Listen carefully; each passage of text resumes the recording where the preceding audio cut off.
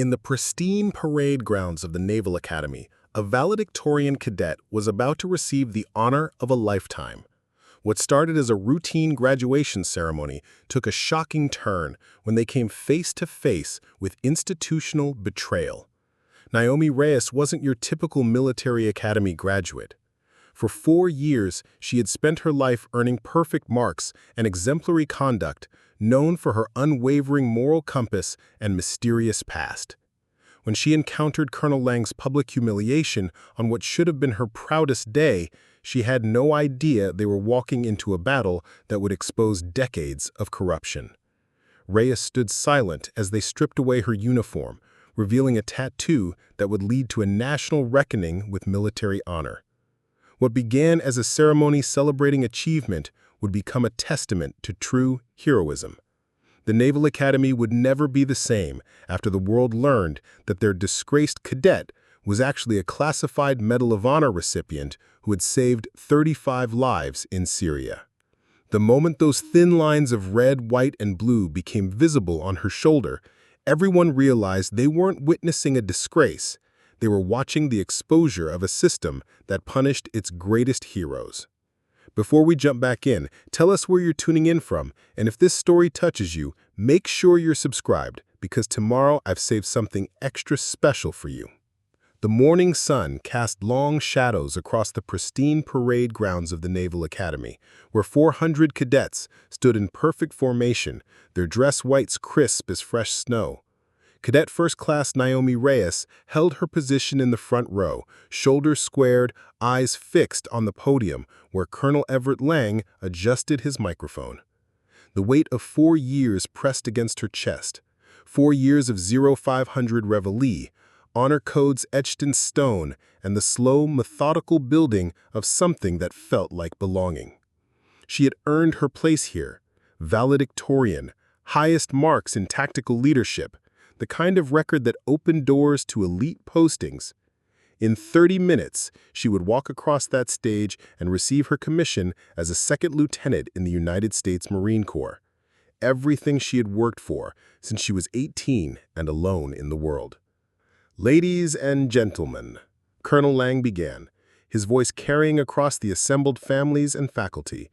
"Today we celebrate the finest young officers our nation has to offer." Naomi's foster mother sat in the third row, clutching a small American flag.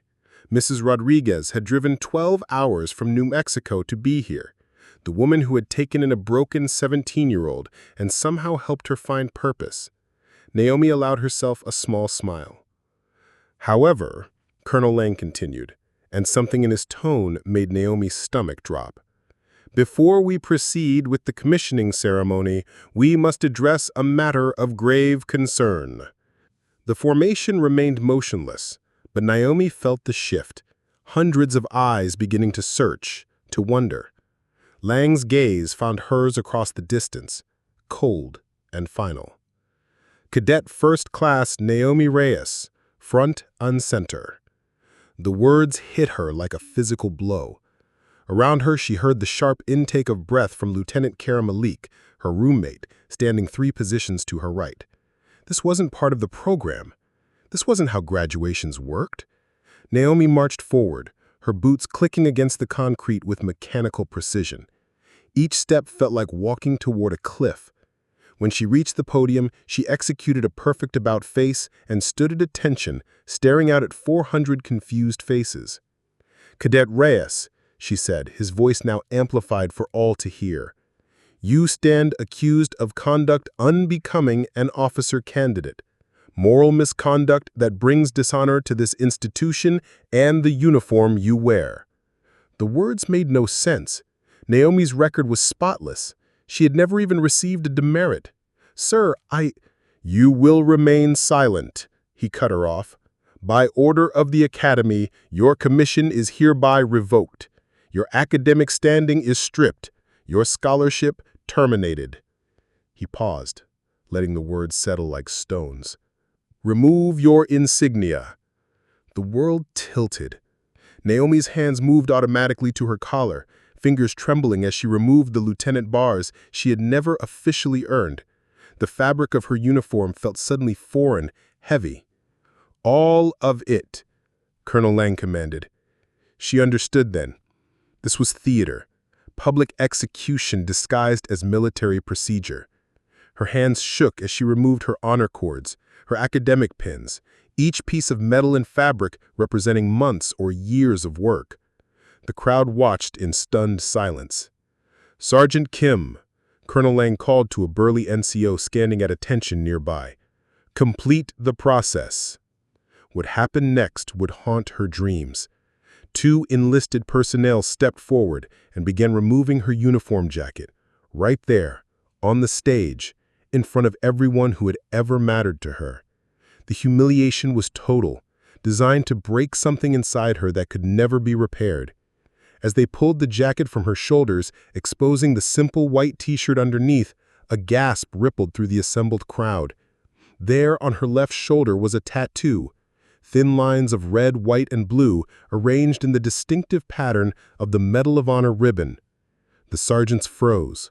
Colonel Lang's face went pale. In the audience, Dr. Elias Monroe, the Academy's ethics professor, leaned forward in his chair, his eyes narrowing with sudden interest. Even among the cadets, the recognition was immediate and confused. The Medal of Honor was the nation's highest military decoration. It was not something you tattooed on your body as a fashion statement. "Sir," Sergeant Kim whispered, too quietly for the microphone to catch. "Do you want us to—" "Continue," Lang hissed, but his voice carried less authority now. They finished in silence, leaving Naomi standing in her t-shirt and dress slacks, her uniform in a pile at her feet. The tattoo seemed to glow under the morning sun, a silent accusation against everyone watching. "Cadet Reyes," Lang said, his voice carefully controlled, "you are hereby expelled from this institution. You have 1 hour to collect your personal belongings and vacate the premises." He leaned closer to the microphone. "Let this serve as a reminder that honor is not negotiable, that duty comes before personal glory, that we do not tolerate those who put their own interests above the mission." Naomi stood perfectly still, her face a mask of composure that had taken years to perfect. Inside, she was falling apart, but she had learned long ago not to let them see her break. "Dismissed," Lang said. As she walked off the stage, Naomi heard the whispers starting, confusion and shock rippling through the crowd like wind through wheat. She kept her eyes forward, her pace steady, even as her world collapsed around her. Behind her, Colonel Lang attempted to regain control of the ceremony, but the damage was done. The questions had already begun. The dormitory room felt like a tomb. Naomi sat on her narrow bed, staring at the cardboard boxes that now held 4 years of her life. Textbooks, uniforms, photographs. Everything that had made her Cadet First Class Naomi Reyes was disappearing into containers marked for storage or disposal. Lieutenant Kira Malik burst through the door without knocking, her dark eyes blazing with fury. "This is insane! Moral misconduct? You're the most moral person I know. You won't even take a pen from the supply office without signing for it." Naomi continued folding her clothes, each movement careful and precise. "It doesn't matter." "Like hell it doesn't matter." Kira sat down hard on her own bed, the springs creaking under her weight. "That tattoo, Naomi, what was that about? The Medal of Honor ribbon? People don't just get tattoos of something like that." The question hung in the air like smoke. Naomi had known it was coming, had dreaded it for 2 years since she and Kira had become roommates. Kira was too smart, too observant, too loyal to let something like this go. "It's nothing," Naomi said quietly. "Just a stupid decision from when I was younger." "Bullshit!" Kira stood up, beginning to pace the small space between their beds. "You don't make stupid decisions, and you sure as hell don't disrespect the Medal of Honor, so what gives?" Before Naomi could respond, there was a sharp knock at the door. She opened it to find an Academy courier holding an official envelope, its red wax seal unbroken. "Cadet Reyes," the young man's voice was nervous. "Official notification from the commandant's office?" Naomi signed for the envelope with numb fingers. Inside was a single sheet of letterhead bearing the Academy crest. Subject: immediate academic expulsion and pending legal review. Cadet First Class Naomi Reyes is hereby notified of immediate expulsion from the Naval Academy effective immediately. All academic records, transcripts, and certifications are suspended pending investigation into violations of the Uniform Code of Military Justice, Article 86, absence without leave, and Article 92, failure to obey order or regulation. Any attempt to appeal this decision or discuss the circumstances of this expulsion with media, family members, or unauthorized personnel will result in federal charges under the Espionage Act. You have 12 hours to vacate Academy grounds. The signature was Colonel Lang's, but beneath it was another line that made Naomi's blood run cold. By authority of Pentagon Classification Review Board. Kira read over her shoulder, her face growing darker with each word. Espionage Act? Are you kidding me? What the hell did you do, Naomi? I can't, Naomi's voice cracked. I can't talk about it. But Kira was already moving, her laptop open, fingers flying across the keyboard. Then I'll figure it out myself. Kira, don't. There was desperation in Naomi's voice now. Please, just leave it alone. Take your commission, serve your country, forget about me. Not happening. Kira's eyes never left the screen. Let's see. Naomi Reyes, age 22, originally from, that's weird. Your file says you attended high school in New Mexico, but there's a gap here. 2 years between high school graduation and academy admission. What were you doing during that time? Naomi closed her eyes. Traveling, working. Working where? Kira pulled up another screen. Because according to this background check, you were cleared for top secret access, which means they did a full investigation. But look at this. She pointed at the monitor. Half of your background report is redacted. Big black bars everywhere. And here, look at this notation. Subject's previous employment and travel history classified under National Security Review. The room fell silent, except for the hum of the laptop's cooling fan. Outside, they could hear the sounds of graduation continuing. Parents taking pictures, families celebrating what should have been the proudest day of these young people's lives. You weren't just traveling, were you? Kira's voice was softer now, more thoughtful. You were somewhere you shouldn't have been, doing something you shouldn't have been doing, something that earned you. She gestured toward Naomi's shoulder. Something that earned you that tattoo. A soft knock interrupted them. Dr. Elias Monroe stood in the doorway, his gray beard neatly trimmed, his eyes kind but troubled. Ms. Reyes, he said quietly, might I have a word? Monroe had been Naomi's favorite professor, the one who taught military ethics and international law. His classes were the only ones where she had felt truly engaged, where the discussions went beyond tactics and regulations to examine the moral weight of command decisions. Dr. Monroe, I don't think she should talk to anyone right now, Kira said protectively. Miss Malik, Monroe replied gently, I understand your concern, but I believe Ms. Reyes may need an advocate right now. Someone who understands the difference between what is legal and what is right. He stepped into the room, closing the door behind him. I saw what happened at the ceremony. That tattoo of yours, it's not decorative, is it? Naomi met his eyes for the first time since the ceremony. In them, she saw something she hadn't expected. Understanding. I've spent 30 years studying military honor. I've seen the citations for every Medal of Honor awarded in the last 2 decades, and I've never seen Colonel Lang look so terrified as when he saw what was on your shoulder. He pulled a chair from Kira's desk and sat down, making himself comfortable. "Why don't you tell me what really happened? Not as your professor, but as someone who believes that the truth matters more than institutional reputation." Naomi looked at Kira, then at Monroe, then at the official expulsion notice still clutched in her hands. For 4 years she had kept the secret. For 4 years she had built a new life on the foundation of silence. But now, with her future in ruins and her past threatening to destroy everything she had left, she realized that the truth might be the only weapon she had left.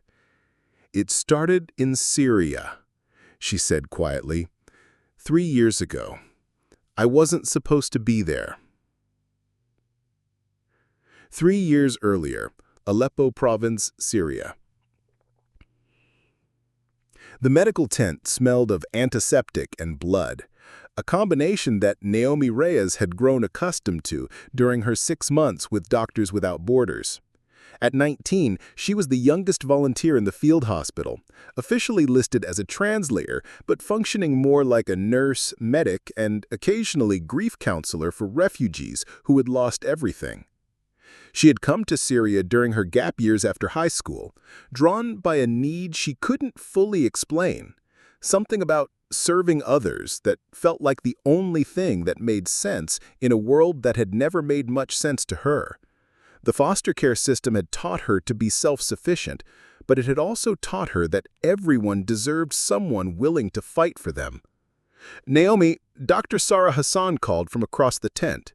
We need you to translate for the woman in bed 7. She's asking about her son." She hurried over, switching effortlessly from English to Arabic. The woman was middle-aged, her left leg wrapped in bandages from shrapnel wounds sustained during a government airstrike on her village. Her son had been brought in the same day, but he hadn't made it. "Where is Ahmad?" the woman asked, gripping Naomi's hand with surprising strength. "They brought us together. Where is my boy?"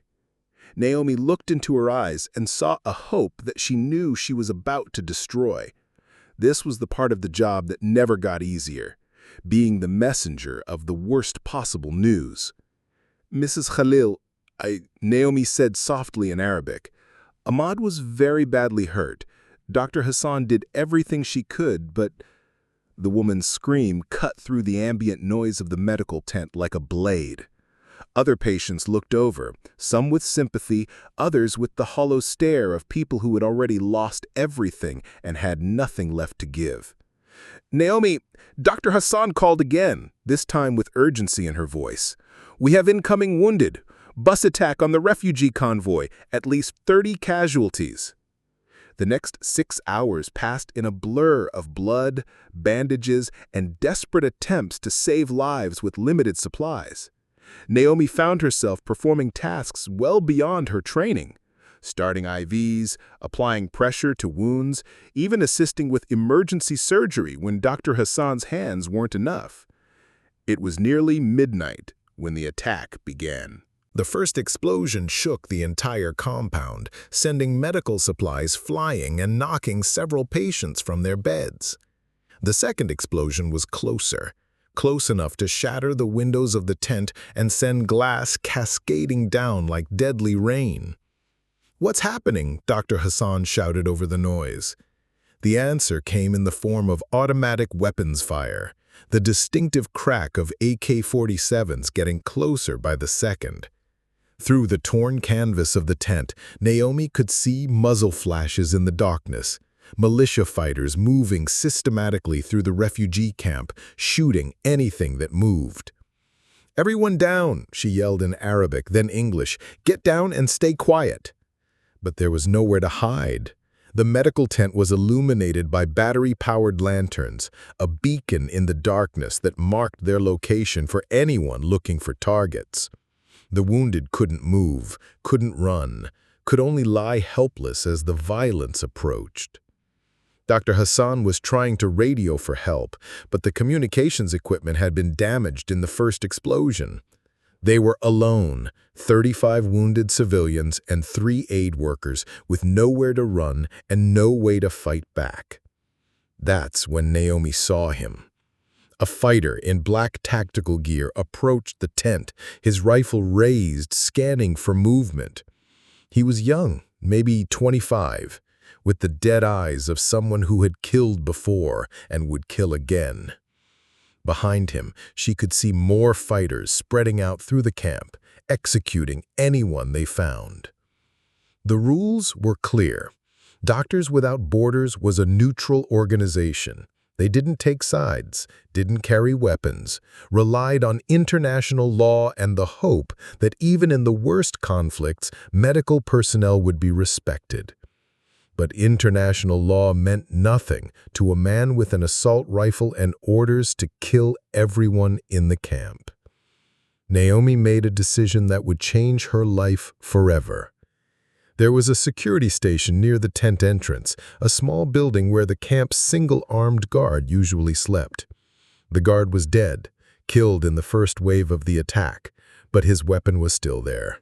An M4 carbine, American-made, probably taken from some previous battlefield and sold through the black market that supplied all sides in this conflict. She moved quietly, staying low, using the medical equipment for cover. Dr. Hassan saw her moving and shook her head frantically, mouthing the word no. But Naomi was beyond listening to reason now.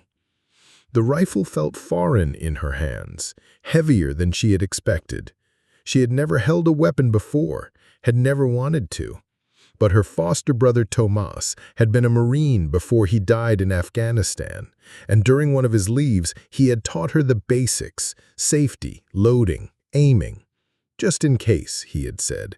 You never know when you might need to protect yourself. She had never imagined it would be to protect 35 strangers in a medical tent in Syria. The first fighter entered the tent just as she reached the security station. She could hear him shouting in Arabic, demanding that everyone stand up. When no one moved, he fired a burst into the ceiling, the sound deafening in the enclosed space. Naomi stepped out from behind the security station, the rifle raised to her shoulder, and for a moment, time stopped. The fighter saw her and started to swing his weapon toward her. She pulled the trigger.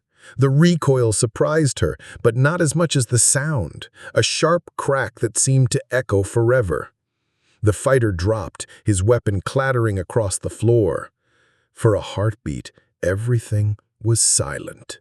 Then the screaming started again, but different now. Not the screams of people being hunted, but the chaos of people realizing they might survive. "There are more coming," Dr. Hassan whispered urgently. "Naomi, we have to surrender. We can't fight them." Telling and preparing this story took us a lot of time, so if you are enjoying it, subscribe to our channel. It means a lot to us. Now back to the story. But Naomi was already moving to the tent entrance, the rifle ready. She could see shapes in the darkness, at least 5 more fighters spreading out through the camp. They had heard the gunshot and were converging on the medical tent. What happened next would become the subject of a classified after-action report that only a handful of people would ever read. Naomi held that position for 47 minutes. She fired 63 rounds, stopping 4 more fighters and forcing the rest to take cover behind burning vehicles. When the militia finally retreated, leaving their dead behind, she had saved 35 lives, 32 refugees, and 3 aid workers. The rescue helicopters arrived at dawn, American military operating under a joint task force mandate.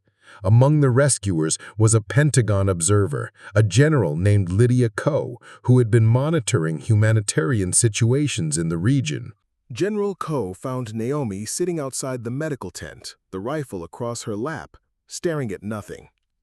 Dr. Hassan had wrapped a blanket around her shoulders, but she was still shivering. "You're the one who held them off?" Ko asked quietly. Naomi nodded, not trusting her voice. "You know what you did was illegal," Ko said. "Doctors Without Borders personnel are prohibited from taking up arms. International law is very clear about this." "Yes, ma'am." "You also saved 35 lives." Ko sat down beside her on the ground, her general's stars catching the morning light. "I've been in the military for 23 years, and I've never seen anything like what you did last night. You held a position for 47 minutes against a force 5 times your size, with no military training and no backup." She was quiet for a long moment, watching the sun rise over the devastated camp. "The official report will say that the militia withdrew due to helicopter support," Ko continued. "But there's going to be another report, a classified one, and that report is going to recommend you for the Medal of Honor." Naomi looked at her in disbelief. "But I'm not military. I'm not even American military personnel." "No," Ko agreed. "But you're an American citizen who performed an act of extraordinary heroism in defense of others. The medal can be awarded to civilians under special circumstances." 3 weeks later, Naomi found herself in a conference room in the Pentagon, standing at attention while General Ko pinned the Medal of Honor to her civilian clothes. There were only 5 people present: Ko, 2 other generals, a Pentagon lawyer, and a State Department official. "This ceremony never happened," the State Department official said afterward. "This medal was never awarded. If word of this gets out, it could destabilize the entire Syrian humanitarian mission." They offered her alternatives: a different medal, presented publicly, recognition through civilian channels, but all of it came with conditions, restrictions, explanations that would dilute what she had done. "I don't want a ceremony," Naomi said quietly, "but I want to remember what this means." That afternoon, she walked into a tattoo parlor in Arlington and asked for the Medal of Honor ribbon to be inked into her shoulder. The artist was a veteran who recognized the design immediately. "You sure about this?" he asked. "That's not something you wear lightly." "I'm sure," Naomi replied. 6 months later, she applied to the Naval Academy under a new identity: background scrubbed, records sealed, past classified. She wanted to serve legitimately, to earn the right to call herself a soldier rather than just someone who had picked up a gun when there was no other choice. She had succeeded beyond her wildest expectations, graduating at the top of her class, earning the respect of her peers and instructors. But now, sitting in her dorm room with her life in ruins, she realized that some secrets were too big to stay buried forever. "And that's the truth," Naomi said quietly, finishing the story that had taken her 20 minutes to tell. Dr. Monroe was quiet for a long moment, his hands steepled in front of his face. Kira sat frozen on her bed, her laptop forgotten. "Naomi," Monroe said finally, "do you have any proof of this? Any documentation?" She nodded toward her footlocker.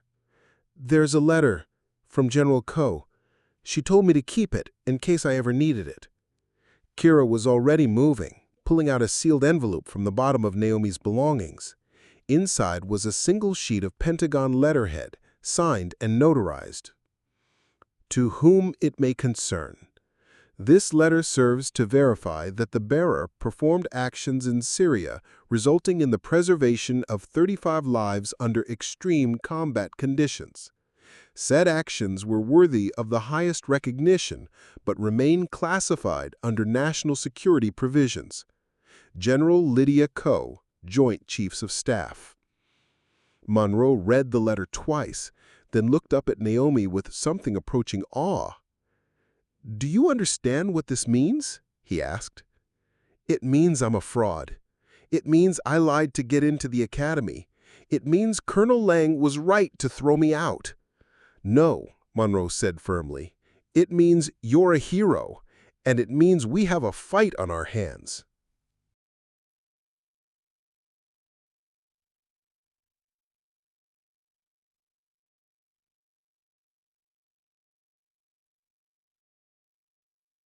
"That would make Lang look bad," Kira said, understanding immediately.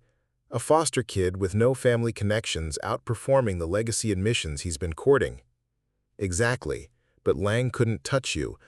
until someone in Washington decided to help him. Monroe's expression darkened. That expulsion order came too fast, was too coordinated. Someone with serious pull made a phone call. A knock at the door interrupted them. Naomi opened it to find another courier, this one older, wearing the uniform of base security. "Ms. Reyes, you need to come with me. Commandant wants to see you immediately." Naomi looked back at Monroe and Kira, fear flickering across her face for the first time since the ceremony. "I'll be fine," she said, but her voice lacked conviction. "I'm coming with you," Kira said immediately. "Ms. Malik, this is a private meeting."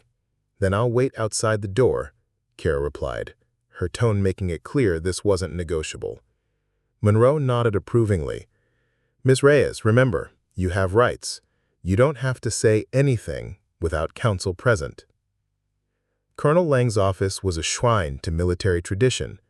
Battle flags from a dozen conflicts hung from the walls, while his desk displayed photographs of him with senators, generals, and defense contractors.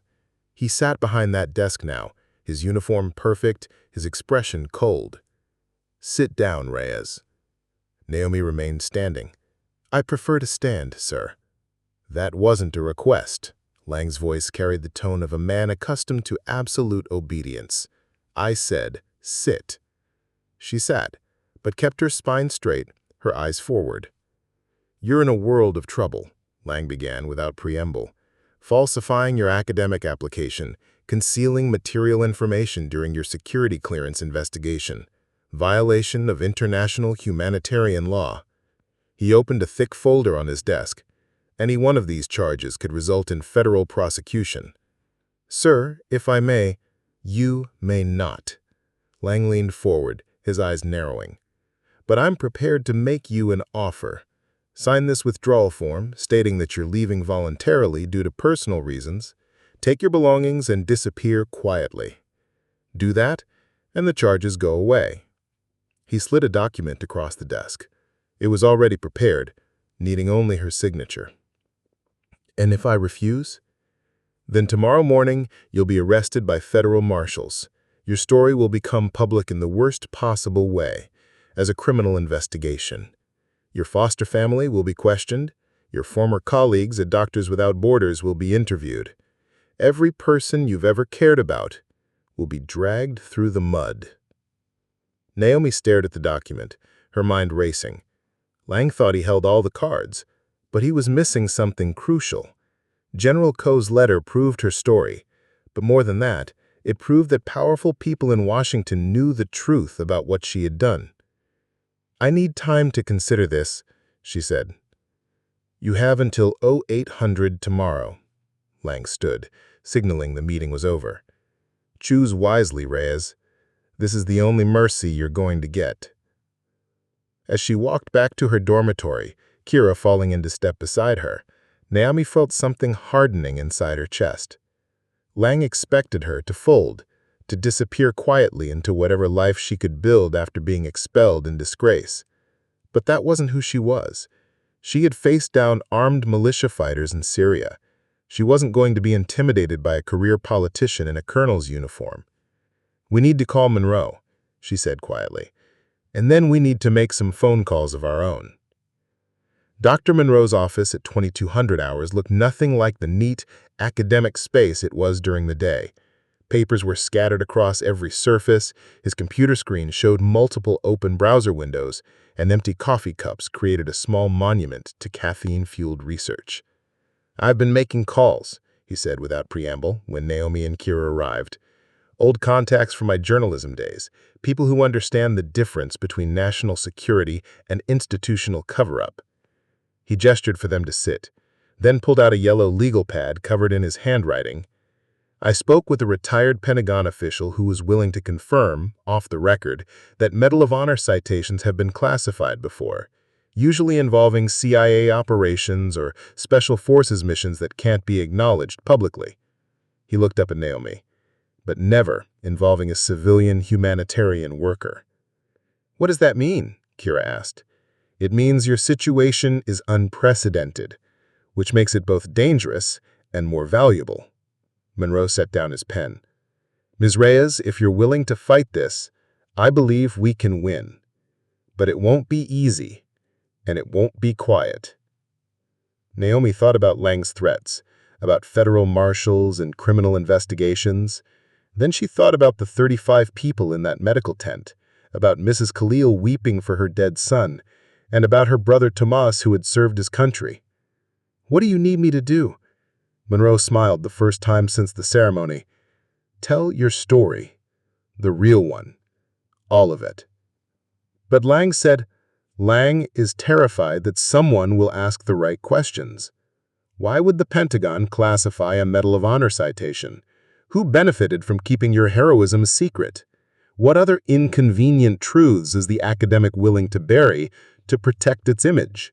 He leaned forward, his eyes intense. "Miss Reyes, you have something more powerful than Lang's threats.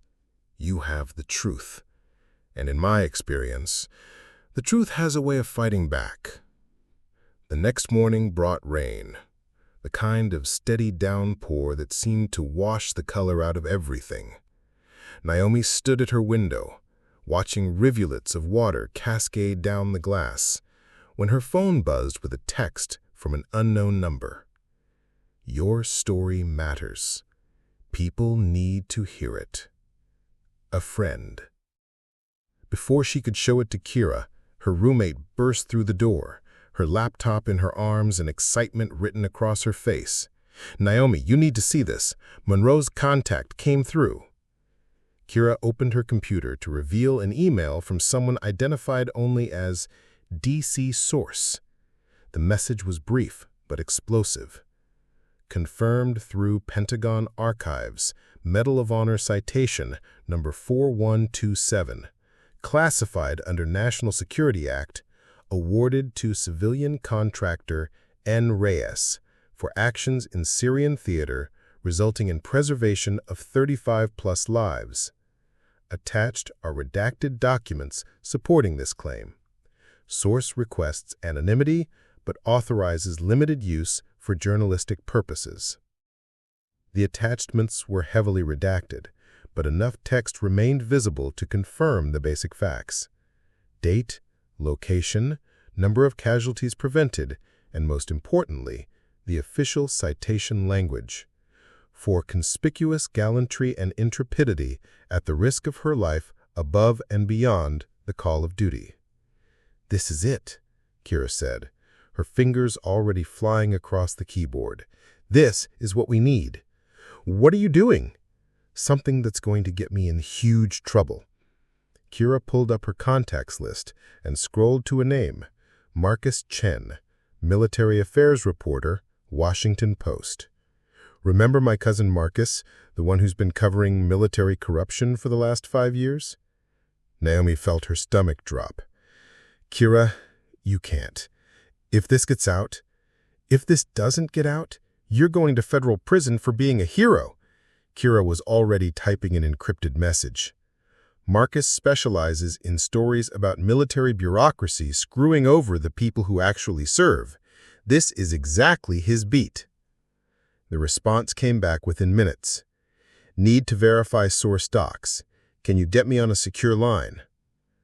20 minutes later, they were huddled around Kira's phone in the empty common room, speaking in whispers to a reporter 200 miles away who had seen enough military scandals to recognize a big one. "Let me make sure I understand this," Marcus Chen said, his voice crackling through the encrypted connection. "The Naval Academy just expelled their valedictorian for moral misconduct, but she's actually a classified Medal of Honor recipient who saved dozens of lives in Syria?"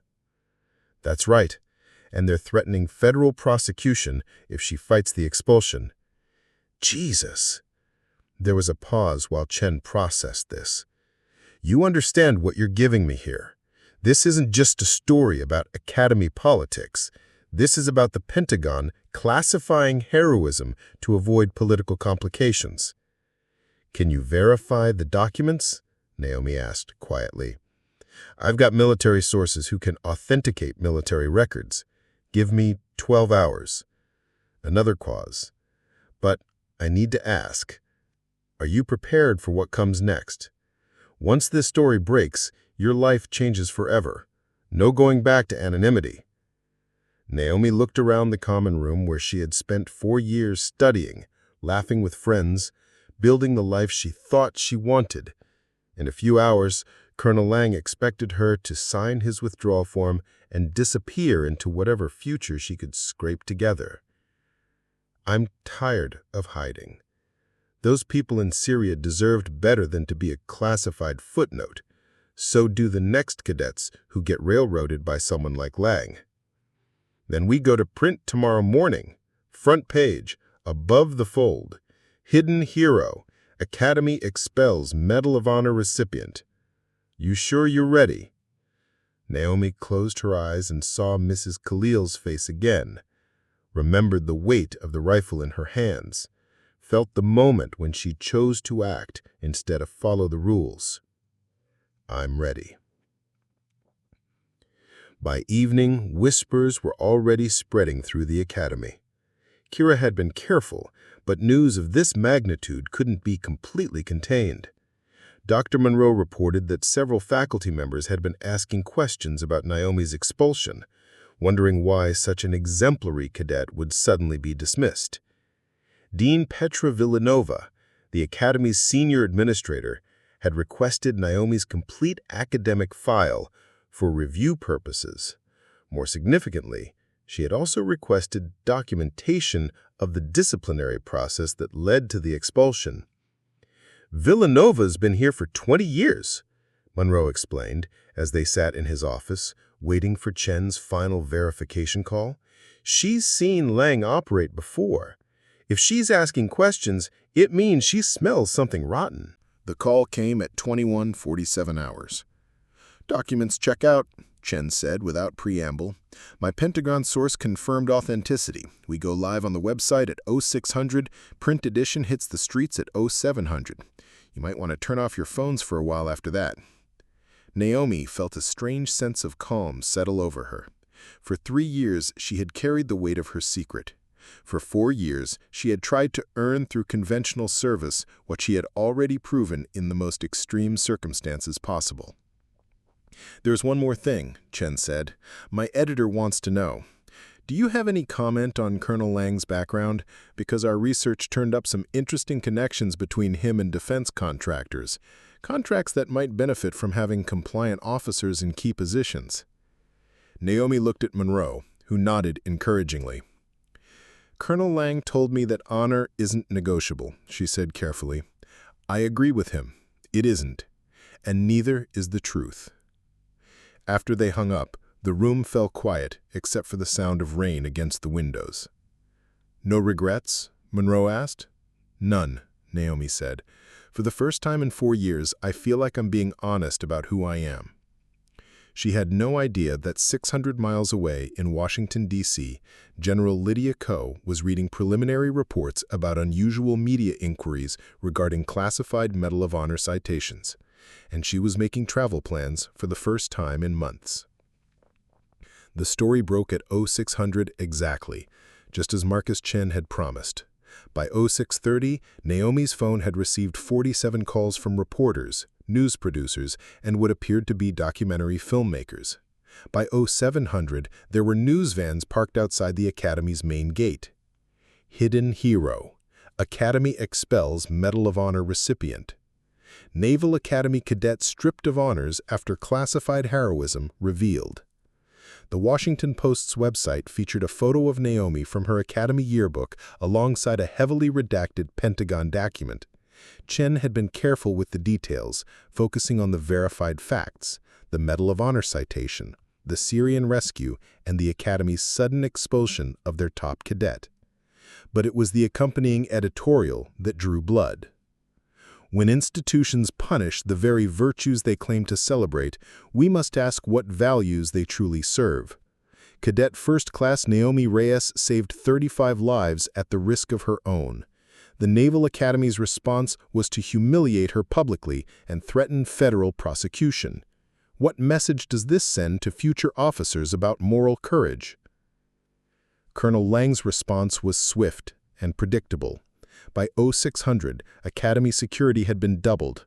All media requests were being routed through a crisis communications firm, and Naomi had been relocated to protective quarters for her own safety. The protective quarters turned out to be a guest room in the Academy's administrative building. Comfortable, but clearly designed to keep her isolated while the crisis management team figured out their next move. "This is temporary," the security officer assured her as he locked the door from the outside, just until things calmed down. Through her window, she could see protesters gathering outside the Academy gates, some carrying signs reading, "Honor Real Heroes," while others demanded military accountability. The story was resonating far beyond what she had expected. At 1400 hours, everything changed. A convoy of black SUVs arrived at the Academy's main entrance, bearing Pentagon plates and flying generals' flags. The lead vehicle stopped at the security checkpoint where the driver handed over credentials that apparently superseded all local authority. General Lydia Coe had arrived. Naomi was escorted to the Commandant's conference room, where she found General Coe sitting across from Colonel Lang at a polished mahogany table. The contrast between them was striking. Coe looked relaxed, almost casual in her service uniform, while Lang appeared to be carved from stone. "Miss Reyes," Coe said warmly, rising to shake her hand, "it's good to see you again, though I'd wish we're under better circumstances." Colonel Lang's face went pale. "General, you know this cadet personally?"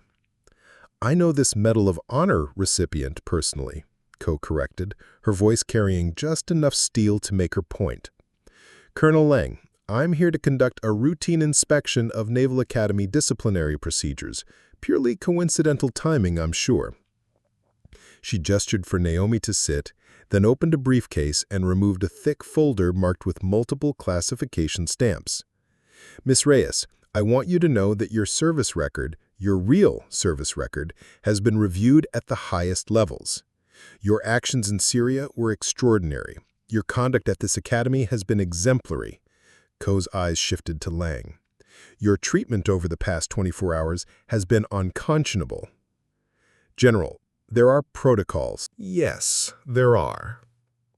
Coe opened the folder and began reading from the top document. Protocol states that any disciplinary action against a Medal of Honor recipient must be reviewed by the Pentagon before implementation. Protocol states that classified service records cannot be used as grounds for punitive action without Department of Defense authorization. She looked up at Lang. "Which protocols were you following, Colonel?" The silence stretched for nearly a minute. Finally, Lang cleared his throat. "The cadet falsified her application. She concealed material information. She followed direct orders from this office to maintain operational security," Coe interrupted. "Orders that I personally delivered." She closed the folder and leaned back in her chair. "Colonel, I've been reviewing your correspondence with certain defense contractors over the past 2 years. Interesting reading." Lang's face went from pale to gray. "General, I don't know what you're implying." "I'm not implying anything. I'm stating facts." Coe stood and walked to the window, where the protesters were still visible beyond the Academy gates. "Miss Reyes, you've created quite a stir. The Secretary of Defense has been fielding calls all morning from senators who want to know how we're treating our heroes." She turned back to face them. "Which brings me to why I'm really here. Miss Reyes, you have a choice to make. You can accept full reinstatement with honors and continue your commission as planned, or," she paused meaningfully, "or you can accept a direct appointment to an elite unit that specializes in unconventional problem-solving, the kind of work where your particular talents would be highly valued." Naomi felt the room spinning slightly. This morning she was facing federal prosecution. Now she was being offered her pick of military careers by a 2-star general. "What about Colonel Lang's charges?" she asked. Coe smiled, but there was nothing warm about it. "What charges? Colonel Lang was mistaken about several facts in this case. I'm sure he'll want to issue a public apology for any confusion." I looked directly at Lang. "Won't you, Colonel?" Lang nodded stiffly, the movement looking painful. "There is one condition," Coe continued. "Your Medal of Honor citation will remain classified for national security reasons, but your heroism will be recognized through other means. The Pentagon is prepared to authorize a ceremony honoring your actions with appropriate media coverage." A ceremony? Full military honors, medal presentation, your foster mother in the front row, the honor you should have received 3 years ago. Before Naomi could respond, there was a commotion outside the window. The crowd of protesters had grown significantly, and news helicopters were circling overhead. Someone had set up a sound system, and a woman's voice was echoing across the academy grounds. "Naomi Reyes represents the best of American values: honor, courage, commitment. The academy should be celebrating her, not hiding her." Coe chuckled. "Miss Reyes, I think the decision may be out of our hands. You've become something of a symbol." Naomi looked out at the crowd, at the signs bearing her name, at the reporters broadcasting her story to the nation. For the first time in her life, she wasn't hiding. Her truth was out there, messy and complicated and undeniable. "General, I appreciate the offer, but there's something I need to do first." By evening, the story had gone national. CNN led with it at the top of the hour. Fox News was running a segment called "Military Heroism Under Fire." MSNBC had assembled a panel of veterans to discuss the broader implications of the case. CNN: "The cadet who saved 35 lives in Syria now faces expulsion from the Naval Academy. Tonight, new questions about institutional cover-ups and military accountability." Fox News: "Is political correctness destroying military tradition? A decorated hero silenced by Pentagon bureaucracy." MSNBC: "Systemic problems in military education exposed as Medal of Honor recipient faces persecution for classified heroism." Each network was spinning the story differently, but they all agreed on the core facts. Naomi Reyes was a hero, and the Naval Academy had tried to destroy her for it. The Academy's crisis communications team was overwhelmed. Their carefully prepared statements about maintaining institutional standards sounded hollow when read alongside accounts of a teenager holding off armed militias to protect wounded civilians. By 2000 hours, the hashtag Honor Reyes was trending nationwide. Veterans organizations were issuing statements supporting her. 3 senators had called for congressional hearings. The Secretary of the Navy was reportedly reviewing the matter personally. Naomi watched it all unfold from her protected quarters, feeling like she was observing someone else's life. The young woman on the news screen seemed braver and more important than she felt, but there was something else too, a sense of relief she hadn't expected. For 3 years, she had carried the weight of being the only person who knew what had really happened in that medical tent. Now millions of people knew. The burden was shared. Dr. Monroe arrived at 20:30 hours with updates from the faculty emergency meeting. "Villanova has called for Lang's immediate suspension," he reported, his eyes bright with something that looked like vindication. "Half the faculty signed a letter supporting your reinstatement. Even some of the hardliners are questioning how this was handled." "And Lang?" Holed up in his office with lawyers. Word is that the Pentagon audit co mentioned has turned up some very interesting financial arrangements. Monroe sat down across from her. "Miss Reyes, you've done something remarkable here. Not just in Syria, but today. You've stood up to a corrupt system and won." A knock at the door interrupted them. General Coe entered, followed by Kira and, to Naomi's surprise, a woman she didn't recognize, middle-aged, wearing a civilian suit, carrying a briefcase. "Miss Reyes," Coe said, "I'd like you to meet Sarah Hendricks from the Secretary of Defense's office. She's here to discuss your future." Hendricks shook her hand with a firm grip. "Miss Reyes, you've caused quite a stir in Washington. The Secretary wants you to know that the Pentagon stands behind your service record 100%. She opened her briefcase and removed yet another official document. "Effective immediately, all charges against you are dropped. Colonel Lang has been relieved of duty pending investigation, and the Secretary has authorized me to offer you something unprecedented." She handed Naomi the document. "A direct commission as a first lieutenant with assignment to a joint special operations unit, your choice of specialization." Naomi scanned the papers, barely believing what she was reading. "This is real?" Very real. You've proven yourself under the most extreme circumstances. The military needs officers who understand that sometimes doing the right thing means breaking the rules. Hendricks smiled. Plus, the Secretary of Defense is getting tired of explaining to reporters why we expelled a Medal of Honor recipient. Coe stepped forward. There's one more thing. The ceremony I mentioned earlier, it's been scheduled for next week. Full military honors at Arlington National Cemetery. The President will present your medal. The room fell silent. Naomi looked around at the faces surrounding her. Coe, who had protected her secret for 3 years. Monroe, who had believed in her when the system turned against her. Kira, who had risked her own career to defend her friend. And now Hendricks, offering her a future she had never imagined possible. Outside, she could hear the crowd still chanting her name, still demanding recognition for what she had done. The story had grown beyond her control, beyond anyone's control. It had become something larger, a symbol of moral courage in an age of institutional cowardice. "Miss Reyes," Hendricks said gently, "do you accept the commission?" Naomi thought about Mrs. Khalil weeping in that medical tent. She thought about her brother Tomas, who had died serving his country.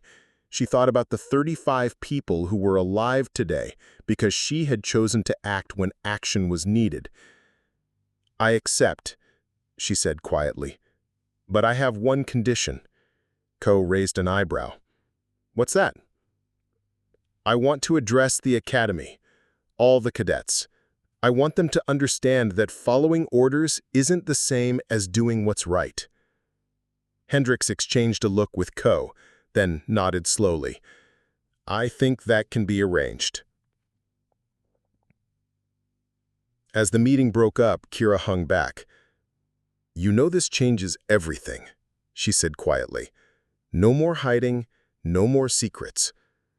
Naomi looked out the window at the protesters, at the news crews, at the circus her life had become in the space of 18 hours. "Good," she said. "I'm tired of being afraid of my own story." 24 hours ago, she was Cadet First Class Naomi Reyes, valedictorian of the Naval Academy class of 2026. Now, she was First Lieutenant Naomi Reyes, Medal of Honor recipient, national news story, and symbol of moral courage in an age that desperately needed heroes. The hardest part wasn't over. It was just beginning. But for the first time in her life, she felt ready to be exactly who she was. The Academy's main auditorium had been transformed into a tribunal chamber. 5 senior officers sat behind a curved mahogany bench, their ribbons and stars catching the morning light streaming through tall windows. Media personnel filled the gallery, their cameras trained on the witness table where Naomi would soon sit. Admiral Catherine Walsh, Superintendent of Naval Education, presided over the proceedings. Her voice carried the authority of 3 decades in service as she called the hearing to order. "This tribunal has been convened to examine the disciplinary actions taken against First Lieutenant Naomi Reyes and to investigate allegations of procedural misconduct within the Academy's command structure." Naomi sat at the witness table, wearing a crisp marine dress uniform that General Coe had personally delivered that morning. The blue fabric felt different than her cadet grays, heavier with responsibility, brighter with possibility. Colonel Lang occupied a separate table with his attorney, a sharp-faced civilian who had spent the last hour arguing that the hearing was irregular and potentially prejudicial to his client's rights. "The tribunal will first hear testimony from First Lieutenant Naomi Reyes. Lieutenant, please state your name and service record for the record." Naomi stood, her voice clear and steady. "First Lieutenant Naomi Reyes, United States Marine Corps, Medal of Honor recipient for actions in Syria 2023, former Cadet First Class Naval Academy class of 2026. A murmur ran through the gallery. Even after 3 days of media coverage, hearing her claim the Medal of Honor in an official proceeding carried special weight. "Lieutenant Reyes," Admiral Walsh continued, "please describe in your own words the event that led to your expulsion from this academy?" For 20 minutes, Naomi recounted everything: the graduation ceremony humiliation, Lang's threats, the attempted cover-up of her classified service record. Her voice remained steady, professional, even when describing the most painful moments. "Colonel Lang told me that honor was not negotiable," she concluded. "I agreed with him then, and I agree with him now. The question is whether we define honor as following orders or as doing what's right when the two conflict." Lang's attorney rose immediately. "Objection. The witness is offering opinion rather than factual testimony." "Sustained," Admiral Walsh said. However, the tribunal notes that questions of military ethics and moral leadership are central to this investigation. General Coe was called next. She entered carrying a briefcase that required 2 security officers to verify its classified contents. "General Coe," Admiral Walsh said, "you supervised the classified operation that resulted in Lieutenant Reyes receiving the Medal of Honor. Can you confirm the circumstances of that award?" "I can." Coe opened her briefcase and removed a thick folder. On September 15, 2023, Naomi Reyes was serving as a civilian translator with Doctors Without Borders in Aleppo province, Syria. When extremist fighters attacked a medical facility, Ms. Reyes engaged the attackers with small arms fire, holding her position for 47 minutes until military support arrived. She held up a photograph, the medical tent after the attack, bullet holes clearly visible in the canvas walls. Her actions directly preserved 35 lives, including 2 American aid workers. The Medal of Honor was awarded under classified circumstances due to the sensitive nature of ongoing operations in the region. And Colonel Lang was aware of this classification? He was briefed on the essential facts 3 weeks ago when he first inquired about Ms. Reyes's background. Coe's expression hardened. He was specifically instructed that any disciplinary action would require Pentagon review. The courtroom erupted in whispers. Lang's face had gone ashen. Dr. Monroe testified next, describing his investigation into Naomi's background and his discovery of the classified citation. Then came Dean Villanueva, who revealed that Lang had pressured her to expedite the expulsion without following normal review procedures. "He told me it was a matter of national security," Villanueva testified. He said questions about Ms. Reyes's background could compromise ongoing operations. "I now understand that was a deliberate misrepresentation." The final witness was unexpected. Staff Sergeant Maria Santos, a Pentagon investigator who had been quietly auditing the Academy's financial records. "We discovered that Colonel Lang has received consulting fees totaling $127,000 over the past 2 years from BlackRock Defense Systems, the same company that holds contracts for Academy construction projects worth $43 million. She displayed a chart showing the pattern of payments, all coinciding with major contract awards. "Our investigation suggests that Colonel Lang viewed Ms. Reyes as a threat to his post-military career prospects. Her heroism and leadership potential overshadowed his own accomplishments, potentially damaging his value to defense contractors." Lang's attorney objected repeatedly, but the evidence was overwhelming. Bank records, email communications, witness testimony, all pointing to a pattern of corruption that had culminated in the attempt to destroy an inconvenient hero. When Admiral Walsh called for closing statements, Naomi rose without notes. "Ma'am, I didn't ask for the Medal of Honor. I didn't ask for recognition or fame.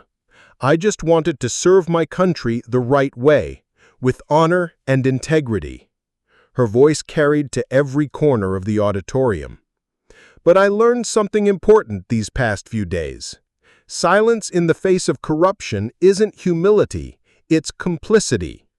If we want military leaders who will do the right thing under pressure, we have to support them when they do. She looked directly at Lang for the first time during the proceedings. Colonel Lang said honor isn't negotiable. He was right, and that's why he has to be held accountable for what he's done. The tribunal deliberated for less than an hour. Colonel Everett Lang, Admiral Walsh announced, "You are hereby relieved of all duties and recommended for court-martial on charges including conduct unbecoming an officer, abuse of authority, and violation of federal ethics regulations." Lang was escorted from the auditorium in silence, his decorated career ending in disgrace. "First Lieutenant Naomi Reyes," Admiral Walsh continued, "this tribunal finds that the disciplinary actions taken against you were without merit and constituted a grave injustice. Your commission is confirmed, your service record expunged of all allegations, and this academy owes you a formal apology." She paused, looking directly at Naomi. "More than that, we owe you our gratitude. Your courage in Syria saved lives. Your courage here may have saved the integrity of this institution."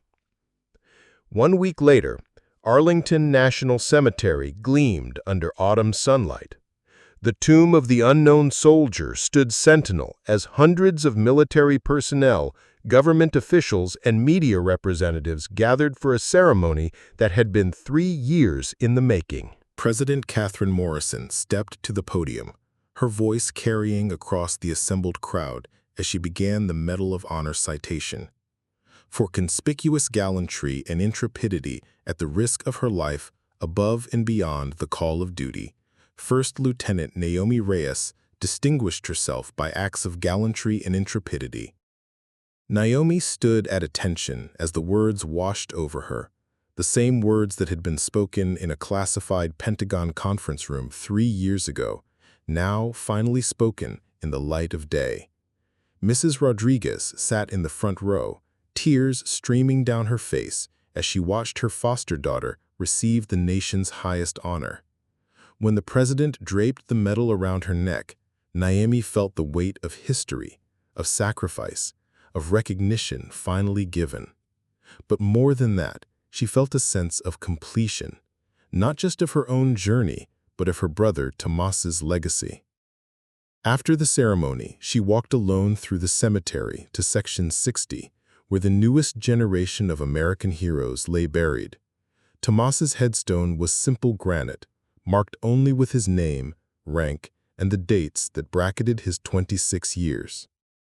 "I kept my promise," she said quietly, kneeling to place her hand on the stone. "I found a way to serve, and I finally understand what you meant about doing the right thing, even when it's hard." The wind rustled through the oak trees overhead, carrying the distant sound of a military funeral, another family saying goodbye, another story of service and sacrifice added to Arlington's eternal record. General Coe found her there an hour later. "General, about that assignment you mentioned. The Naval Academy has requested you specifically for their new ethics and leadership program. Full professor track if you're interested. Seems they want to make sure future officers understand the difference between following orders and following conscience." Naomi looked out across the cemetery at the thousands of white headstones marking lives given in service to ideals larger than themselves. "I accept." 6 months later, Classroom Alpha in the Naval Academy's ethics building buzzed with nervous energy. 120 first-year midshipmen sat in precise rows, their uniforms immaculate, their notebooks ready. This was Professor Reyes's first lecture, and word had spread throughout the academy about who she was and what she represented. Naomi entered wearing the simple khaki uniform of academy faculty, the Medal of Honor ribbon prominent among her decorations, but not ostentatious. She had learned to wear her recognition quietly, visible to those who needed to see it, unobtrusive to those who didn't. "Good morning," she said, her voice carrying easily to the back of the room. "I'm Professor Reyes. For the next 16 weeks, we're going to study military ethics, moral leadership, and the sometimes painful difference between legal orders and right actions." She moved to the center of the classroom, abandoning the podium in favor of direct connection with her students. "How many of you have heard about the Milgram experiments?" Several hands went up. Good. For those who haven't, Stanley Milgram wanted to understand how ordinary people could be convinced to do terrible things simply because an authority figure told them to. What he discovered was that most people will follow orders even when those orders violate their moral instincts. She paused, letting the implications settle. The question we'll be exploring this semester is this: how do we train leaders who will disobey orders when disobedience is the moral choice? A hand shot up in the third row.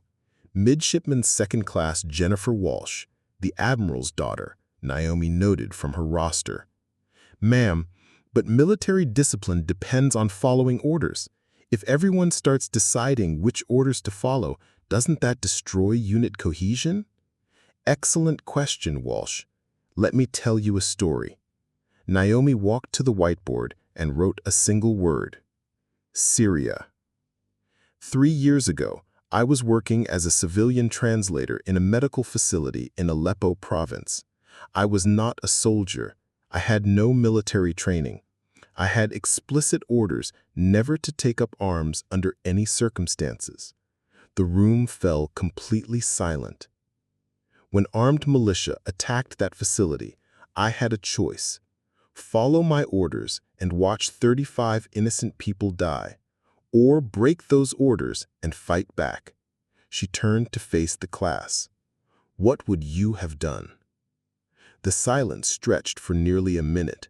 Finally, a young man in the back row raised his hand. "Ma'am, you saved those people. That was the right choice." "Midshipman Torres, correct? Good. But here's the follow-up question. Was it legal?" Torres looked confused. "Ma'am?" "Under international humanitarian law, medical personnel are prohibited from taking up arms. By engaging those fighters, I violated the Geneva Convention.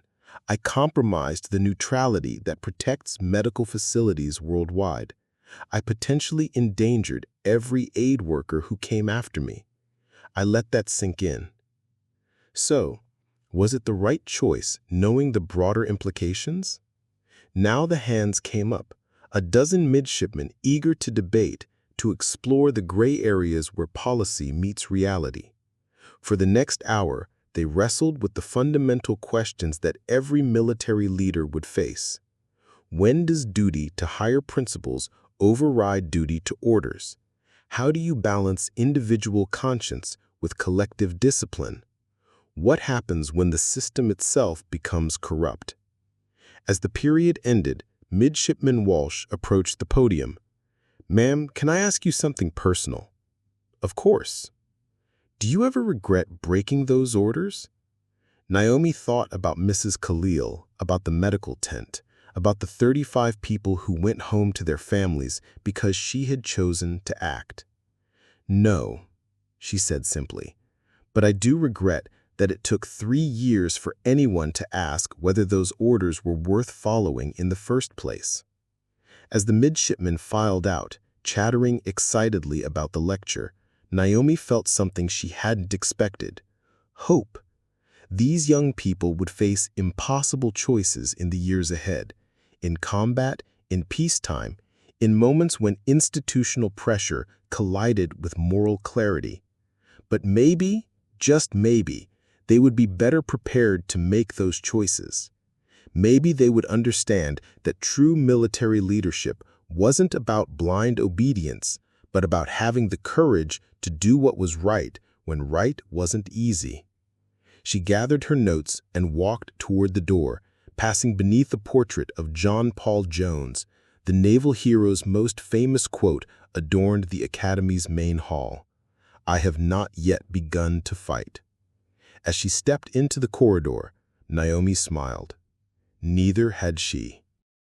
Up next, we have 2 more incredible stories that are waiting for you. Just click the image you want to watch and it will take you there. If you enjoyed this video, make sure to subscribe. It would mean a lot.